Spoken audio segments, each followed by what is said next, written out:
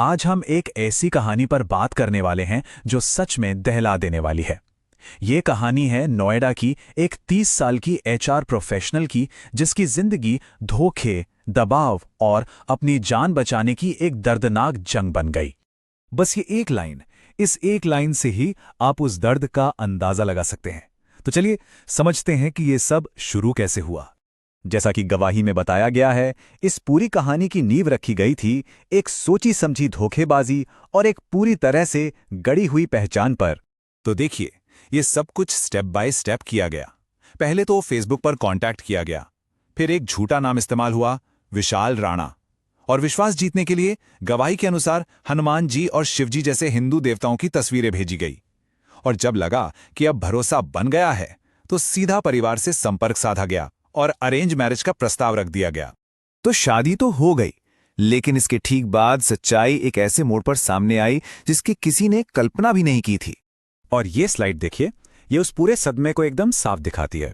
हुआ ये कि मैरिज रजिस्ट्रेशन के टाइम पर जब साइन देखे, तब जाकर पता चला कि जिस इंसान को वो विशाल राणा समझ रही थी, वो असल में विशाल राणा था ही नहीं। उसका असली नाम था ताबिश आब्दी, और वो हिंदू नहीं, मुस्लिम था। और सोचिए, जब ये सच्चाई उन्होंने अपने घरवालों को बताई, तो उन्हें समाज के दबाव और परिवार की इज्जत का वास्ता दिया गया। गवाही में कहा गया है कि उनके परिवार ने साफ कह दिया, अब शादी हो चुकी है तो तुम्हें उसी के साथ रहना होगा। शादी के बाद लगभग 9 से 10 महीने तक आप कह सकते हैं कि सब कुछ ठीक ठाक सा रहा। लेकिन फिर गवाही के मुताबिक एक सोचा समझा दबाव बनाना शुरू किया गया, धर्म बदलने के लिए।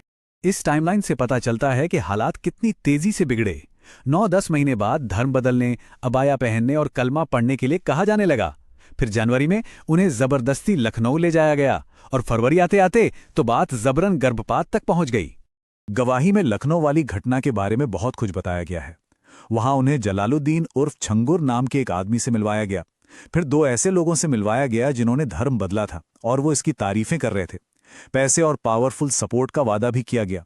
आरोप यह भी है कि उन्हें जबरदस्ती अबाया पहनाकर कलमा पढ़वाया गया, और जब उन्होंने मना किया तो धोखे से गौमांस भी खिला दिया गया। और शायद सबसे परेशान करने वाला आरोप वो ये अल्टीमेटम था। उन्हें कहा गया कि अगर वो इस्लाम कबूल नहीं करती हैं तो उनके पेट में पल रहे बच्चे को इस दुनिया में नहीं आने दिया जाएगा, और बस इसी शर्त पर उनका गर्भपात करा दिया गया। किसी तरह वो वहां से निकलकर घर आईं, लेकिन परिवार के दबाव में फिर वापस गईं। पर जुल्म का सिलसिला नहीं रुका, और इस बार तो बात जान लेने की कोशिश तक पहुंच गई। हिंसा का ये सिलसिला अपने चरम पर तब पहुंचा जब रामनगर में उनके पति ने, जैसा कि आरोप है, उन्हें पहाड़ से धक्का देकर मारने की कोशिश की। मकसद था कि वो पुलिस में कोई रिपोर्ट न कर पाएं। तो सवाल ये उठता है कि इतने खतरनाक हालात में जब जान पर बन आई थी, तो वो बची कैसे?